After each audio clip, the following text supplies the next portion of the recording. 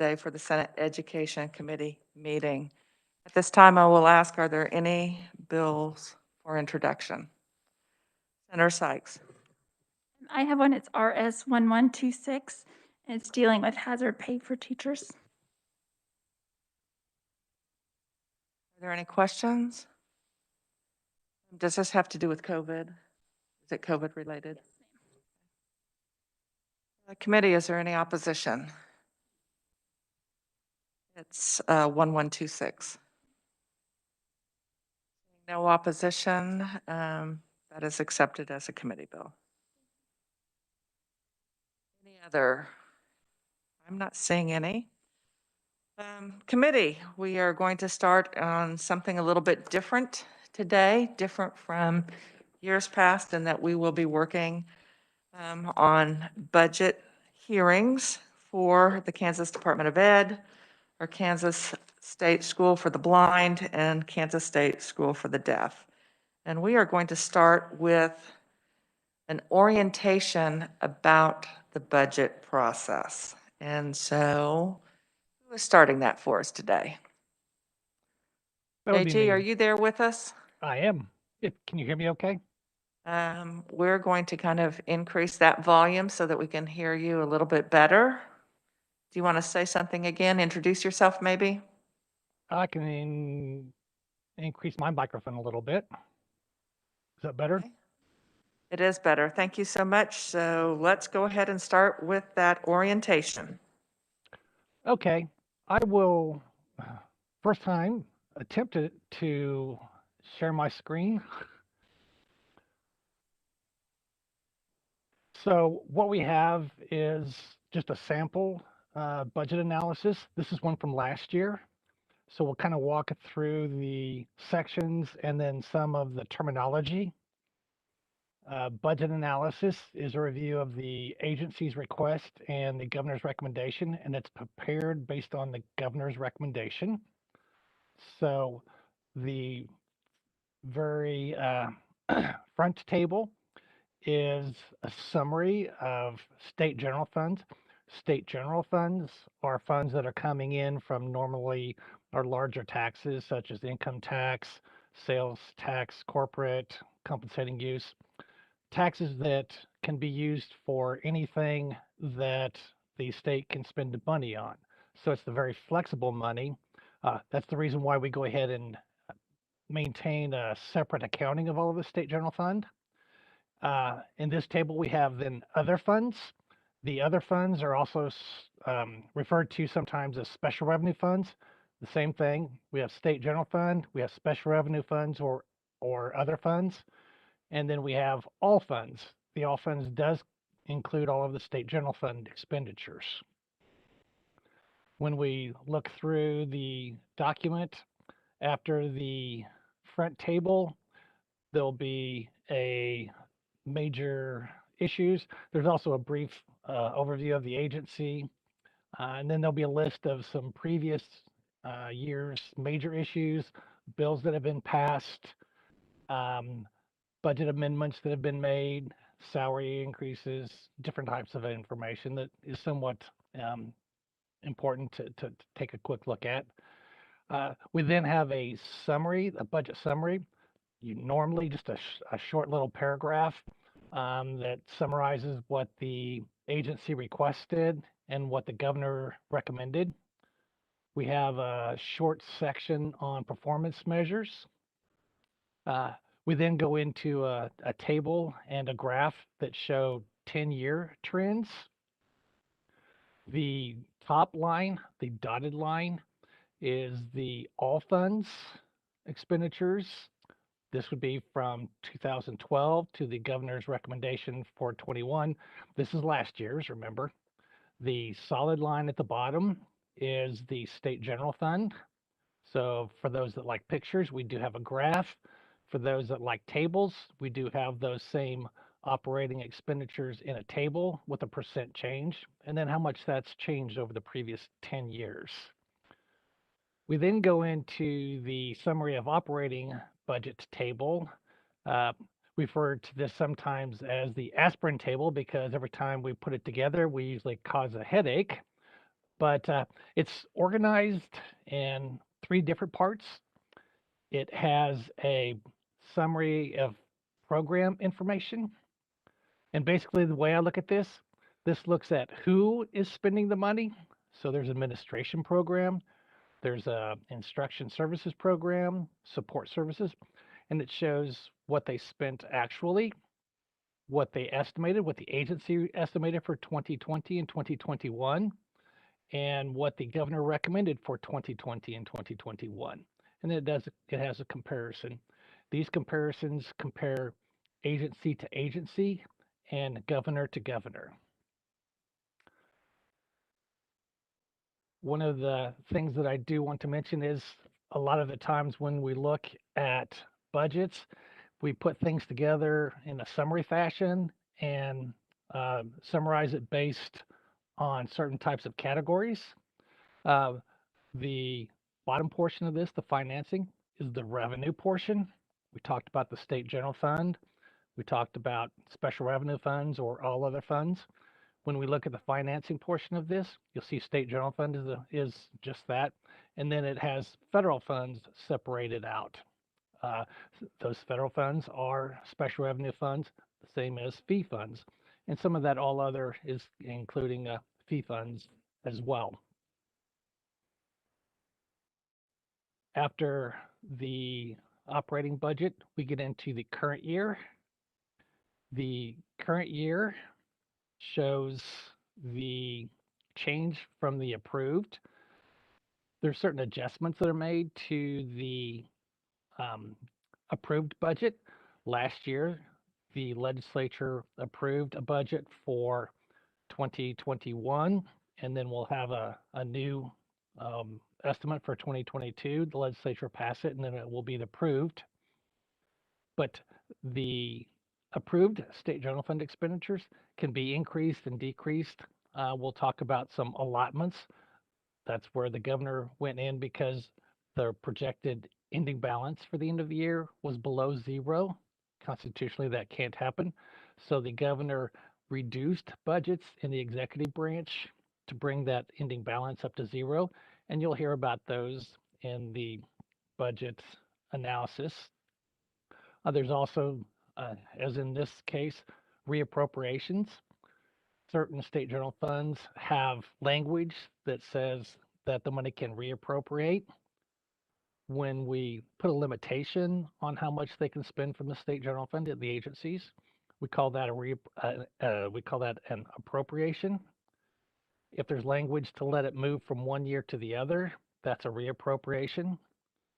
So money that was not spent in the end of 2020, if it has that language in the appropriation bill, can move from 2020 into 2021, and the agency can spend that, and that would then increase their state general fund approved budget. There'll be some discussion on all of the adjustments that the agencies have made and what they've requested. And the same thing for the current year. The current year is the year that we're in. And we talk about fiscal years.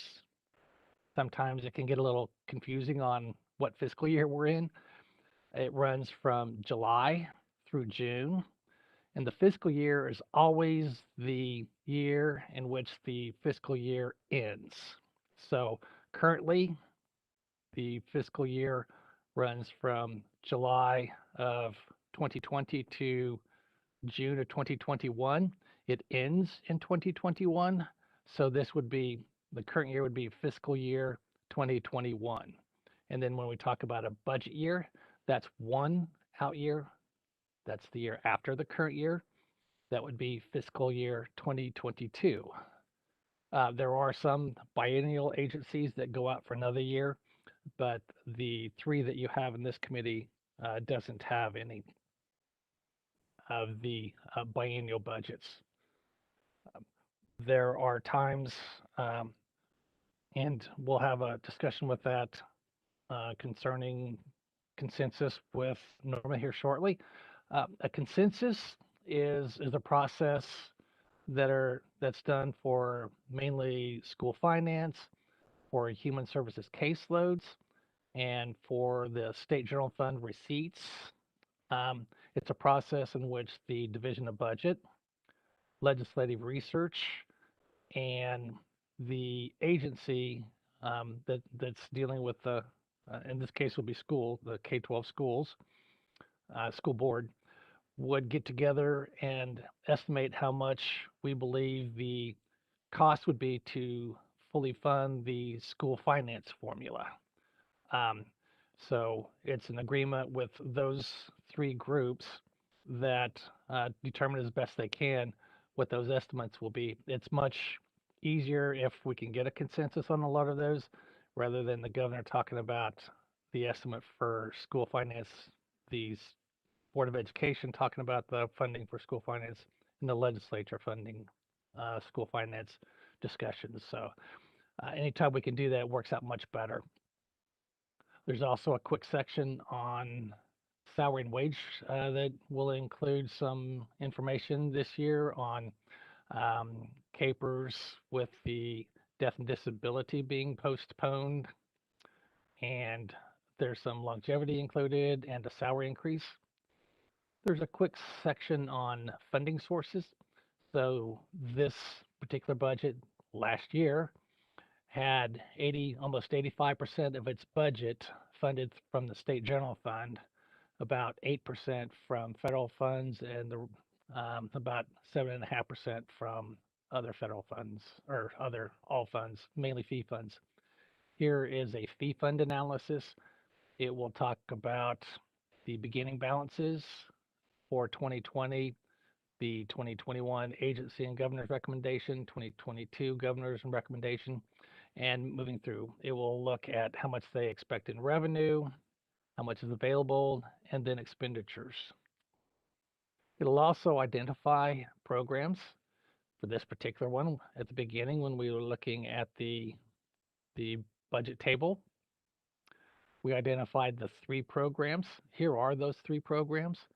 It will identify the dollar amounts that the governor recommended, all funds in SGF, and then a percentage of the total budget that those funds consist of. It will identify the FTE. FTE are full-time equivalents. So if you have two part-time people, each working a half time, then as far as a full-time equivalent would be, that would be one FTE. So it's a portion of time that they actually work. And then we get into the different programs. Um, and this is something that frequently we won't get into in the budget analysis presentations because they take a fair amount of time, but it's the same type of information that we just talked about. Performance measures. It'll have what this program is expending in these different categories: salary and wages, contractual services, commodities. Commodities are consumable items. Contractual services are basically not those that can consume, such as copier contracts, rent, mileage reimbursements. Capital outlay are fairly large expenditures for items.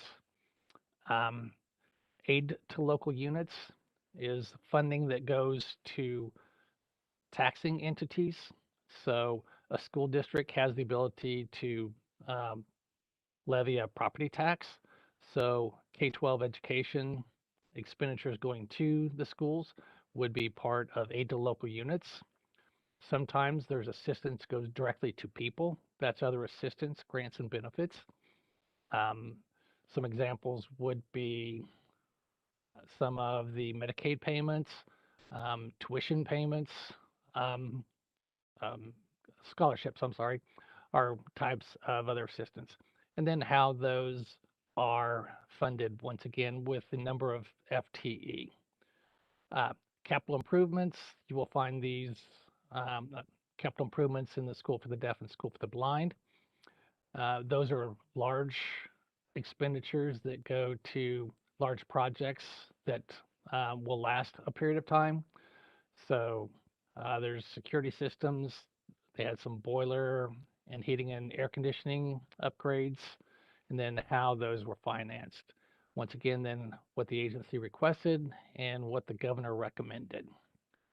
So just going through real quickly, that is a quick overview trying to give some basic information quickly on the budget process and the information that Norma will be presenting shortly. Normally, the process would include Norma doing presentation, the department, this time the Board of Ed, having a presentation along with the public giving some testimony if needed. Then after that, you would listen to the testimony, review, and make recommendations for changes to the budget. Noah went through a lot, but we have a lot to kind of get through today, so I thought I would get through some stuff quickly. Is there any questions? What questions do you have? JG, I am going to ask you, while the committee is kind of putting together whether or not they have questions. So just on that first page, and so I'm talking about the first page of the Kansas School for the Blind, and it's going to be the one that says the actual is FY fiscal year 2019. So that's what JG was running through. It's going to be the smaller little packet. Do you have that, Representative Clues?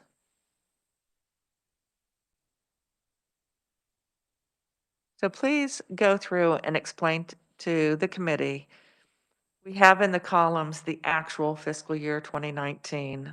Then we have the agency estimate fiscal year 2020, governor recommendation fiscal year 2020, agency request fiscal year 2021, and governor's recommendation fiscal year 2021. So share with the committee what those different columns represent, because actual fiscal year 2019 doesn't represent what was spent. It just represents what was actually budgeted. But could you go through each of those columns? Sure.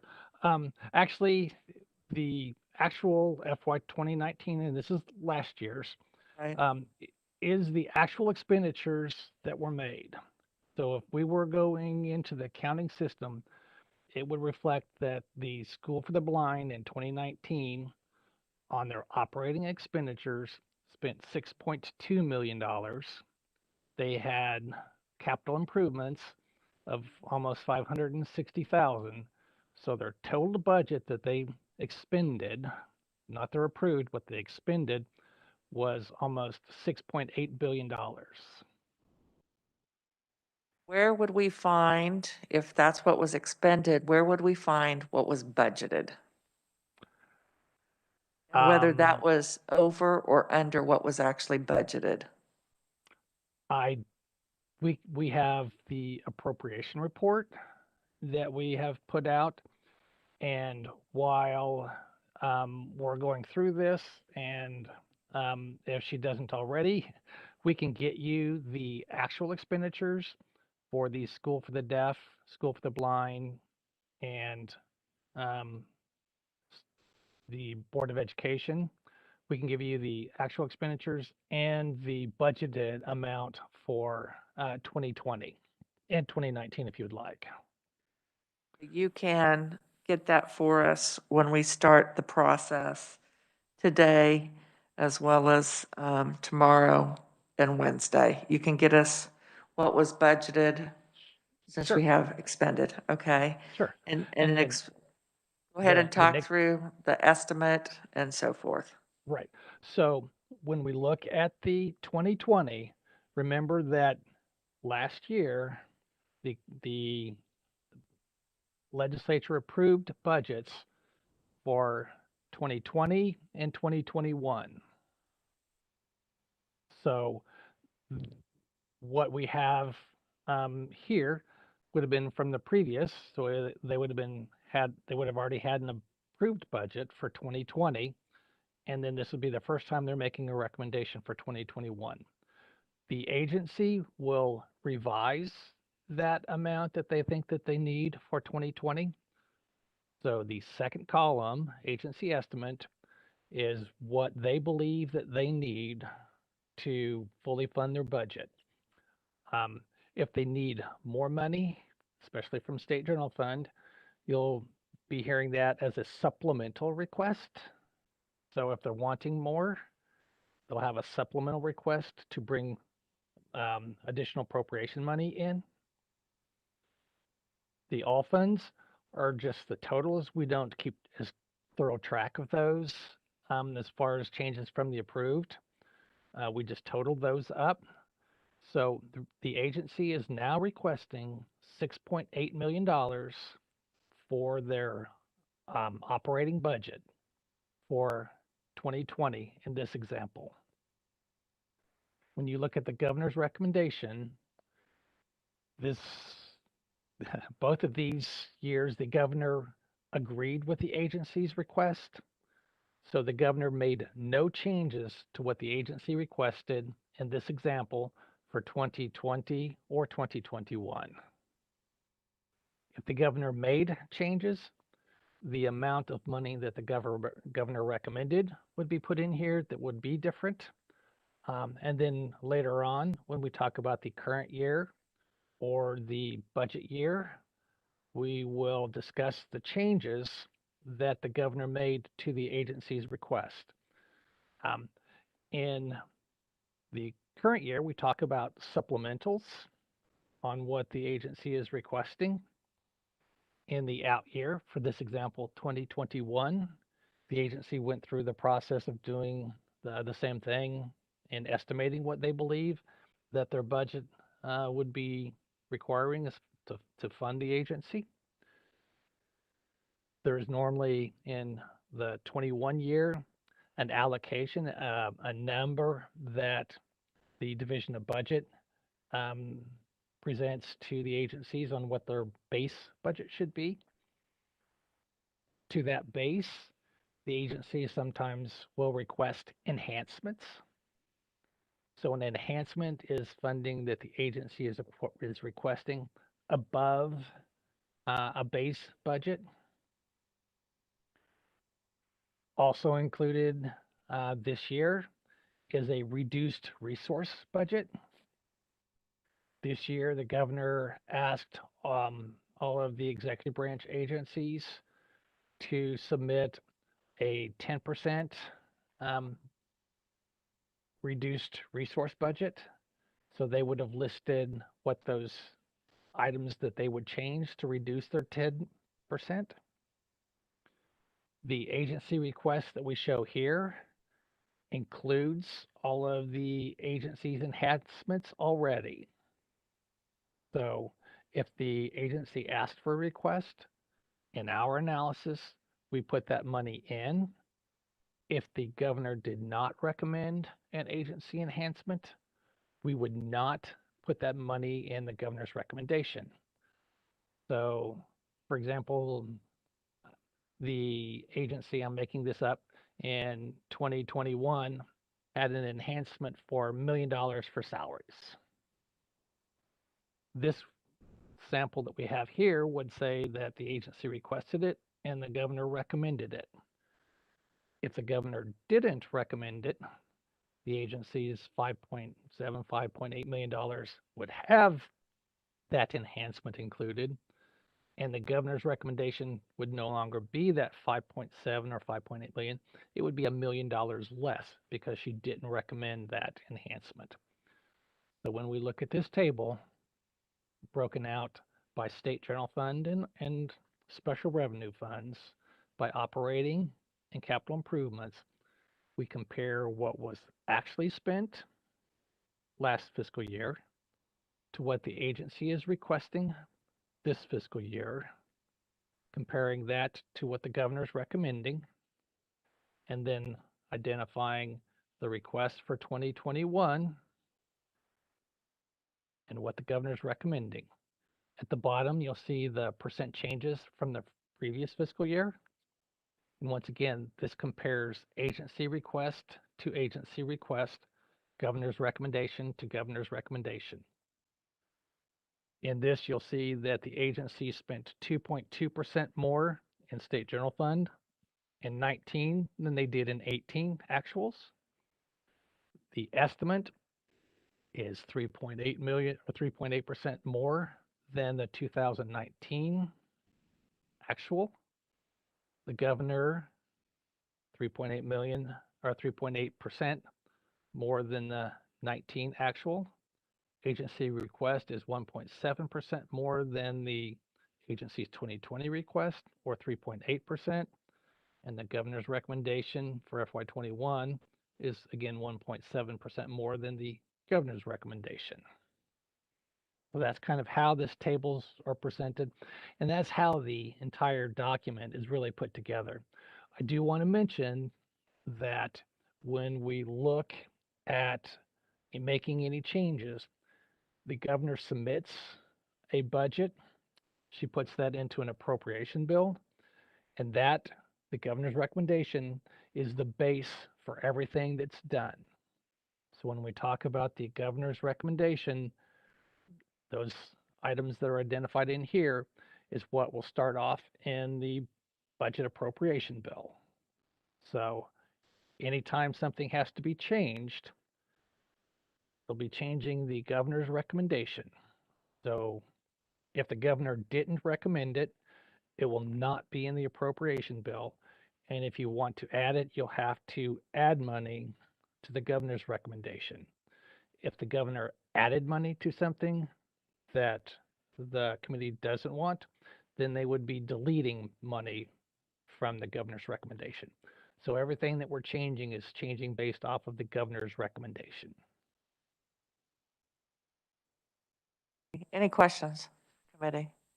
Senator Petty? Thank you, Madam Chair.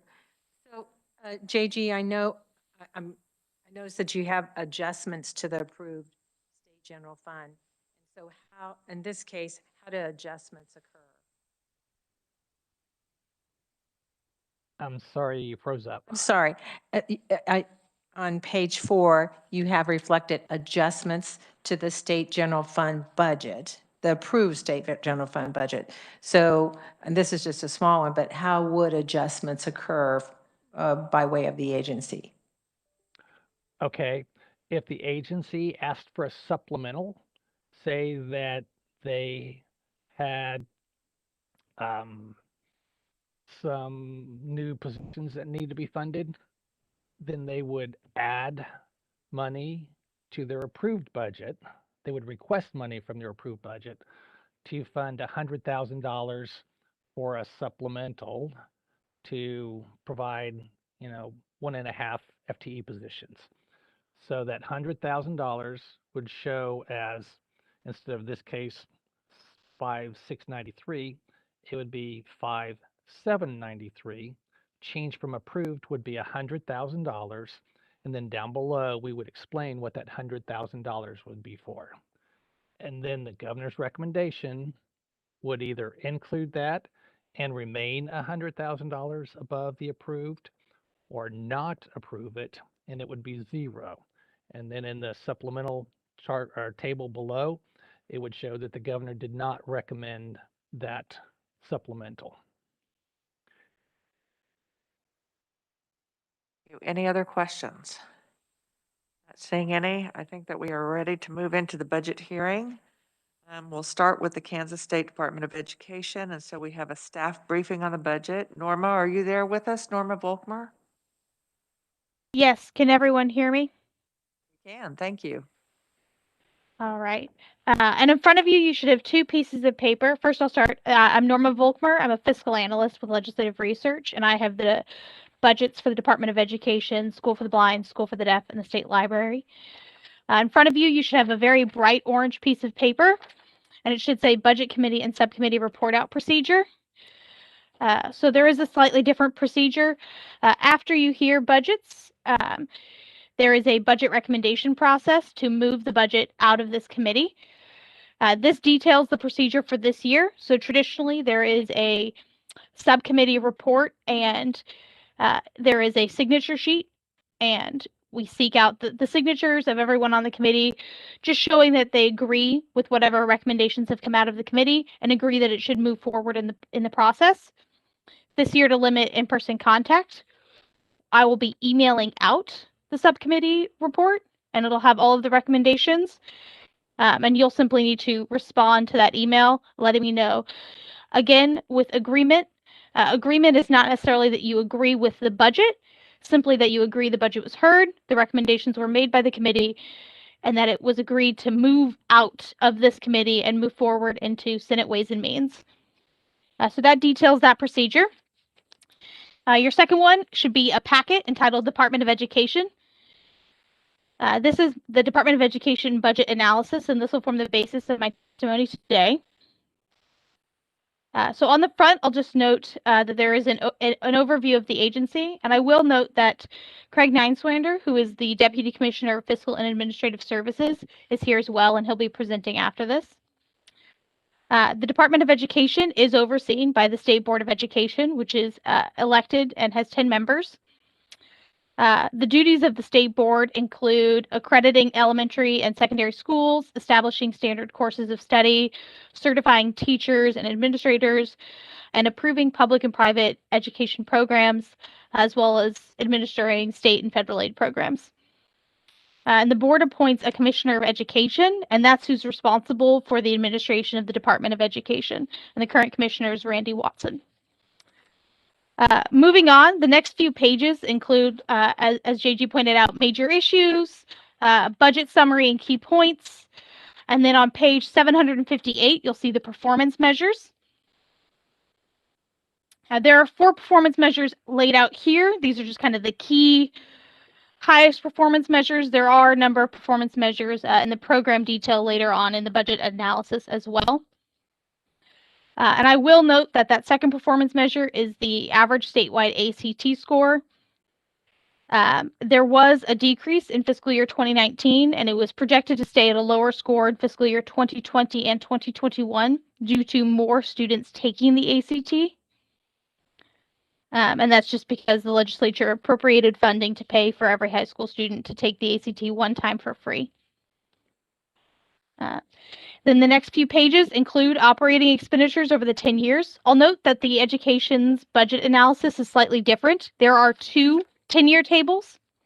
The first is for operating expenditures, including those in the children's cabinet. And the second is for aid and other assistance. You'll note that aid and other assistance is the major portion of the Department of Education's budget. Then you have the summary of operating budget on 761. And I'll be starting my overview on page 762. Should be entitled Budget Overview, Fiscal Year 2021, Current Year.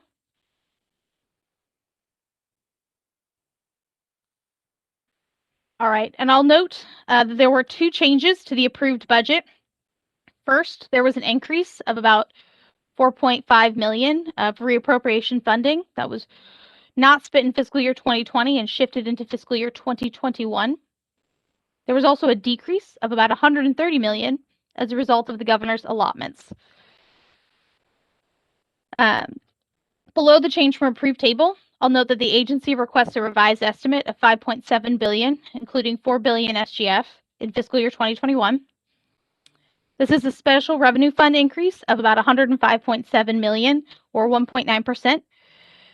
And that increase is primarily due to federal funding received under the CARES Act in response to the COVID-19 pandemic, as well as the awarding of a new federal preschool development birth through 5 grant to the Children's Cabinet. I do provide kind of an overview of the major CARES Act funding received. I will note that this does not include the most recent budget package from Congress that was appropriated at the end of December. So this is just CARES Act. You have child nutrition, and then the elementary and secondary school emergency relief fund broken down into its 3 major expenditure categories. And on page 763, you'll note that the governor recommends revised expenditures of $5.7 billion, including $3.9 billion SGF in fiscal year 2021. This is an all funds increase of $3.6 million, or 0.1%, and an SGF decrease of $30.1 million, or 0.8% below the agency's revised estimate. The governor's recommendation does include 261.9 FTE positions, which is the same as the agency's request. And these changes are primarily due to the allocation of $41.6 million from the Federal Coronavirus Relief Fund by the Spark Task Force to the Children's Cabinet, partially offset by the adoption of the Fall 2020 Education Consensus Estimates and the deletion of reappropriated funds. I will note that the governor's recommendation includes the full $41.6 million allocated to the Children's Cabinet. In November, $23.5 million of that was recouped by the Spark Task Force and allocated elsewhere. But there was a cutoff date, and it just the budgeting they included the full amount, but some of it was recouped, so you won't actually see that next year in the actuals. Still on 763, you'll see an outline of the Fall 2020 Education Consensus Estimates broken down by category. Overall, it's a decreased expenditures of $26.6 million, including $18.9 million SGF below the approved amount and below the agency's revised estimate. For CAPERS, the governor recommended decreased expenditures of $8.9 million, all SGF, below the approved amount and below the agency's revised estimate. And then there are the individual components. I can either go over those or I can move on to the allotments. Which would you prefer, Madam Chair? Let's take a moment to see if there are any questions from committee. Committee, are there any questions from what you have heard so far? And let's just go through and why don't you address the allotments? Certainly. So turning to page 765, you'll see the governor's allotments. The allotments totaled $130 million, and they included operating expenditures, CAPERS, the Mental Health Intervention Team Pilot Program, Career and Technical Education Transportation, Juvenile Transitional Crisis Center Pilot, School Safety and Security Grants, and a delayed state foundation aid payment. And I can pause for any questions on those. Please address the CAPERS allotments. Certainly. So there were two CAPERS allotments, the CAPERS employer contributions and the CAPERS USD's school employer contributions. This was part of the allotment plan, the overall allotment reduction for death and disability. The school finance estimates also note a decrease. That decrease is on top of these allotments. So the allotments here are all of that CAPERS death and disability that was part of a larger CAPERS death and disability allotment. The school finance estimates also had a decrease in CAPERS, and that was on top of that.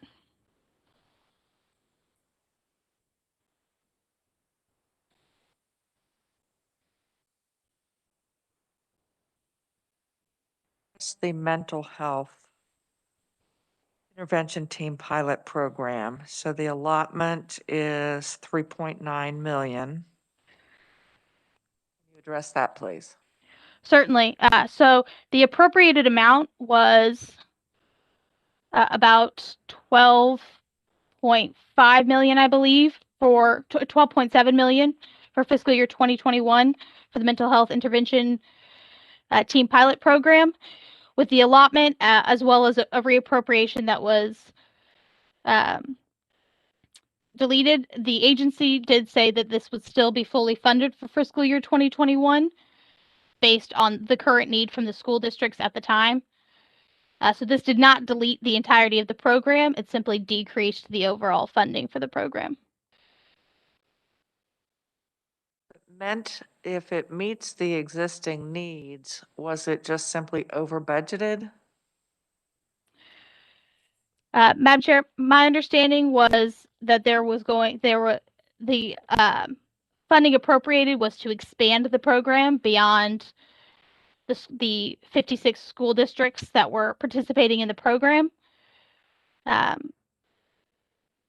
agency would have to speak more to why that expansion did not occur, whether it was the full allotment or whether it was just unneeded funds. Any other questions?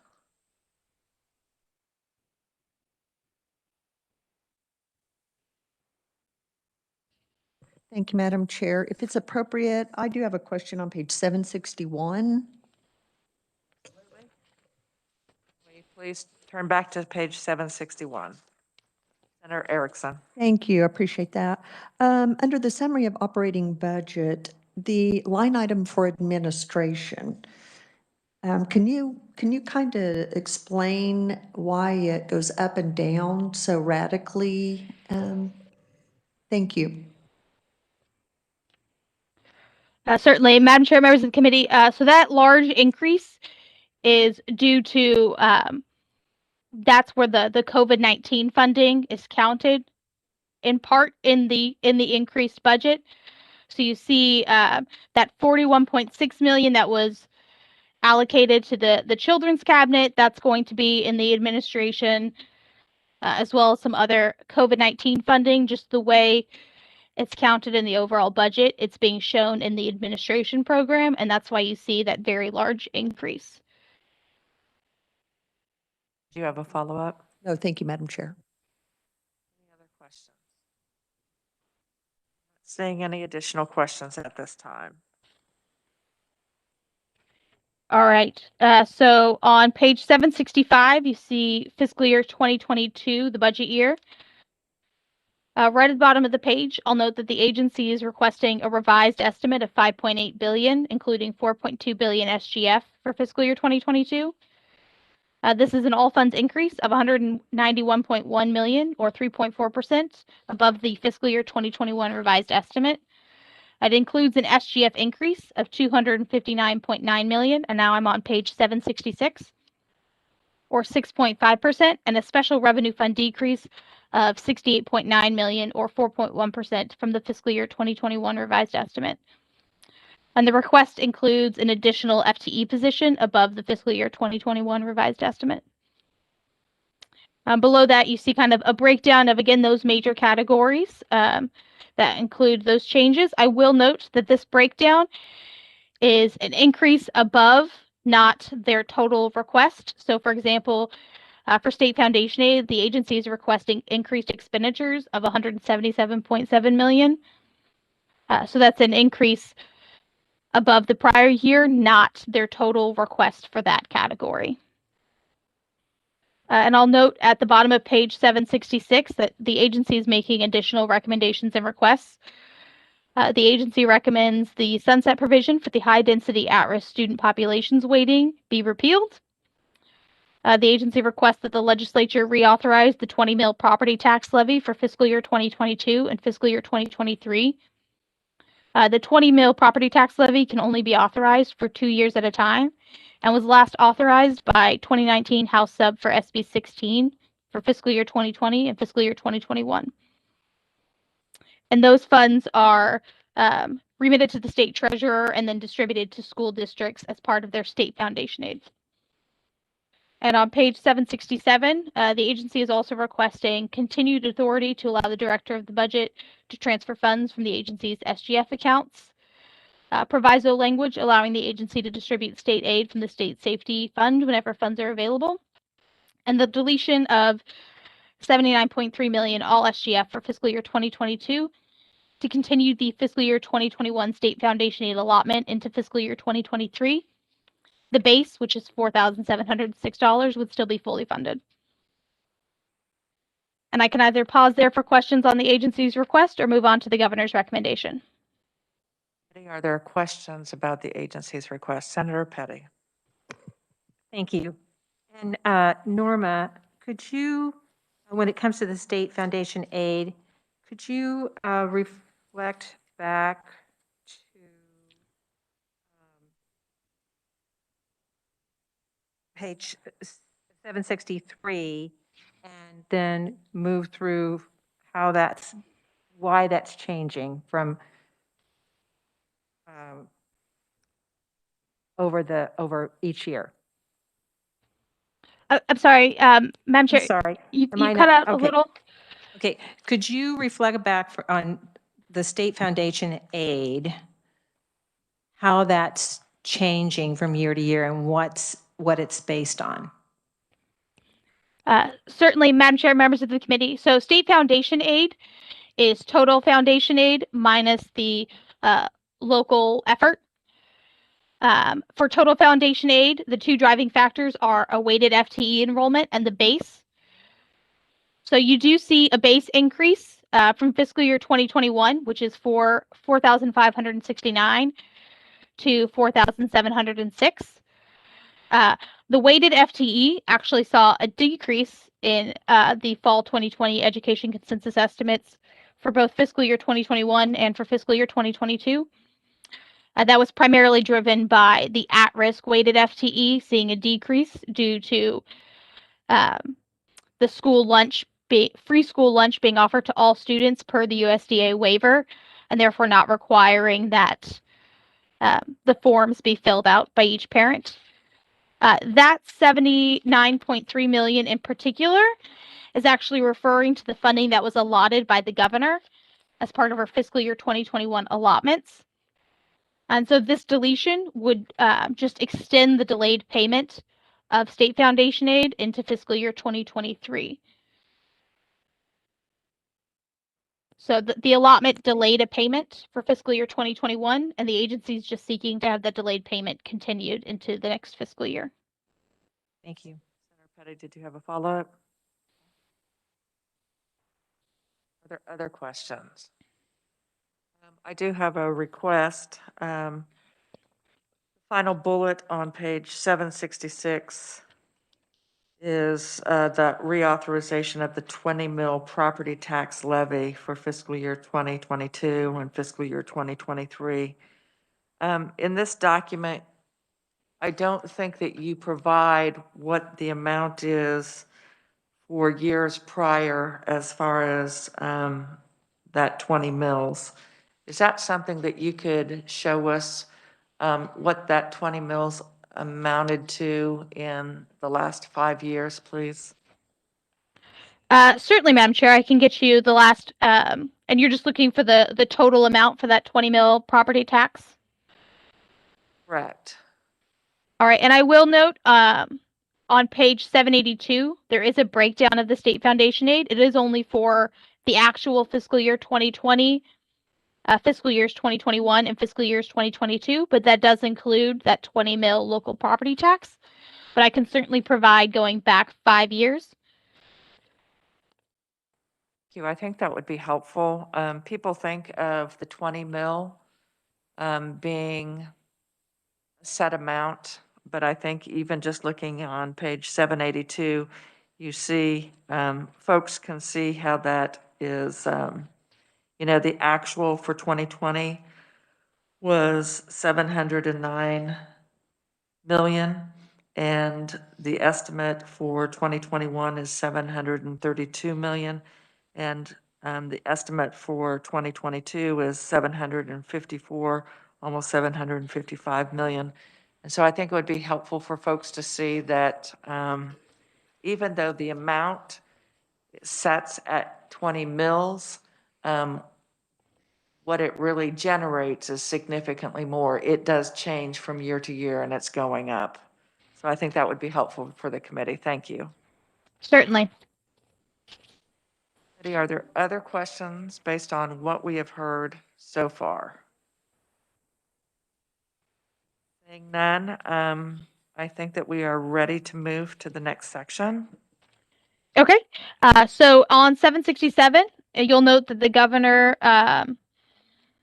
recommends expenditures of 5.8 billion and 4.2 billion SGF for fiscal year 2022. This is an all funds decrease of 57.6 million or 1%, including an SGF decrease of 45.4 million or 1.1% below the agency's request. This decrease is primarily due to the governor's recommending the adoption of the fall 2020 education consensus estimates, and the governor not recommending the agency's enhancement requests. And the governor does not she recommends one FTE less than the agency's request, and that's attributable to not recommending an enhancement request, which I'll get into in a little bit more detail in a second.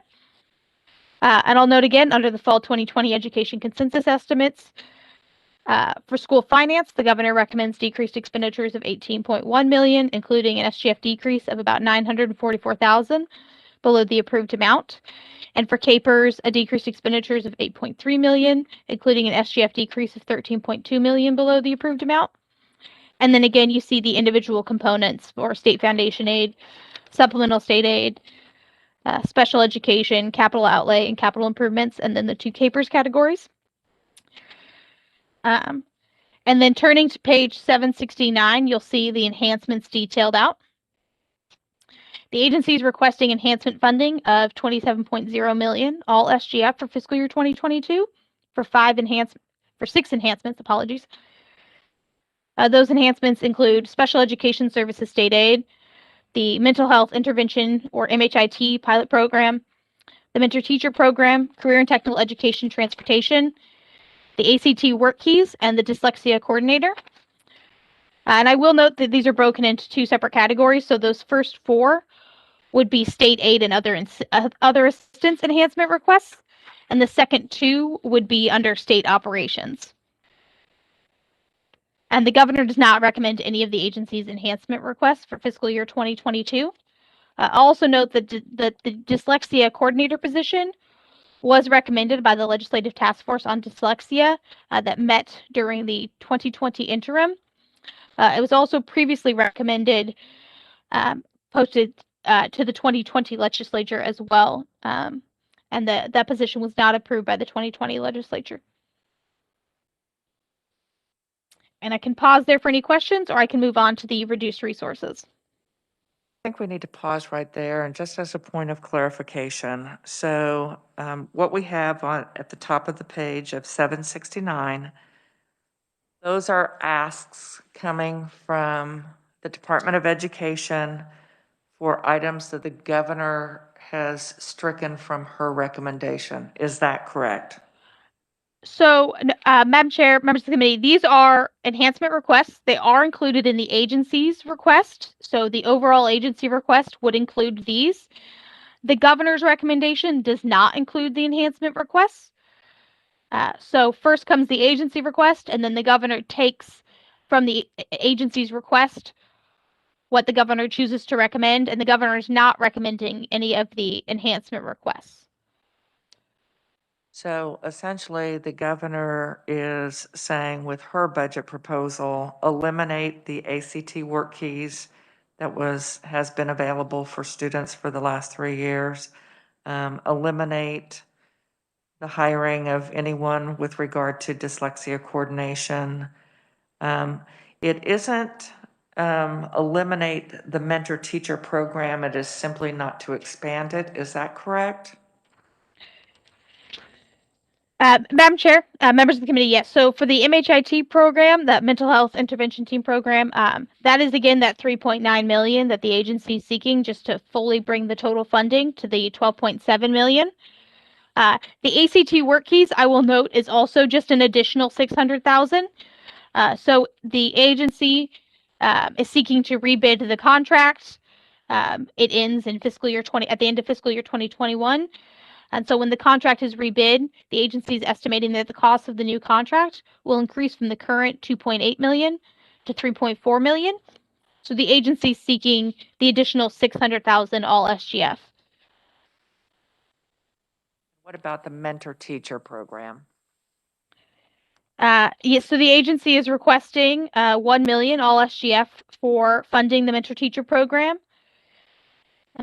And the governor is not recommending that be funded. That it states that it's for additional funding. So is there going to be funding with the governor's proposed or no funding for the mentor teacher program? The mentor teacher program would continue its current appropriation of 1.3 million. First I saw Senator O'Shea, and then we'll go to Senator Petty. Thank you, Madam Chair. I understand that this is the governor's recommendation not to, but I guess I was just curious why. Do we ever get to learn that?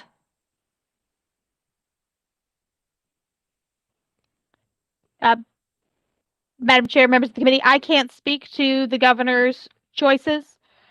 I simply know that the agency requested the funding for these 6 either programs to expend or new positions, and the governor did not recommend any of the enhancements.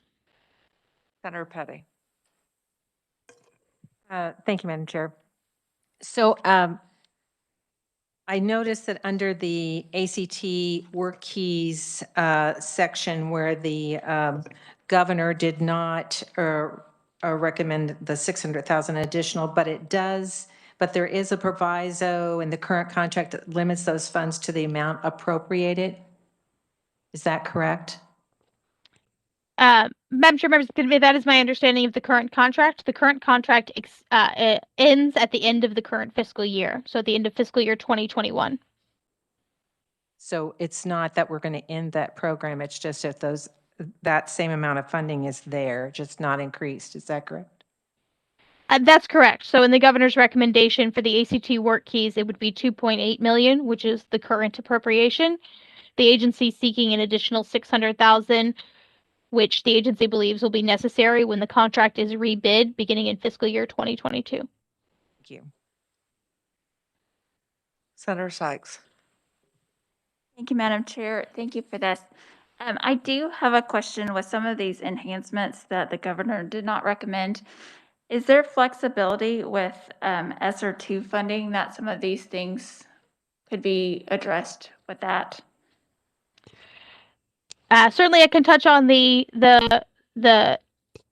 Are you, Madam Chair, members of the committee, are you referring to the federal COVID-19 funding received with the elementary and secondary emergency relief fund? Yes, that's correct. I know we received the first installment, and then I think there's different recommendations in the ESSER2 or qualifications and maintenance of effort and things. So just wondering if, because I think mentoring and teacher mental health were all aspects in those new ESSER2 funding. Certainly. So the Department of Education received $84.5 billion under the CARES Act, under the Elementary and Secondary School Emergency Relief Fund, and $369.8 million has preliminarily been allocated under the Coronavirus Response and Relief Supplemental Appropriation Act, which was passed December 27th. For both of those funding sources, at least 90% must be allocated to school districts or local education agencies, which in Kansas are the school districts. Up to 0.5% may be used for administrative services, and the remainder may be used for emergency needs of the state.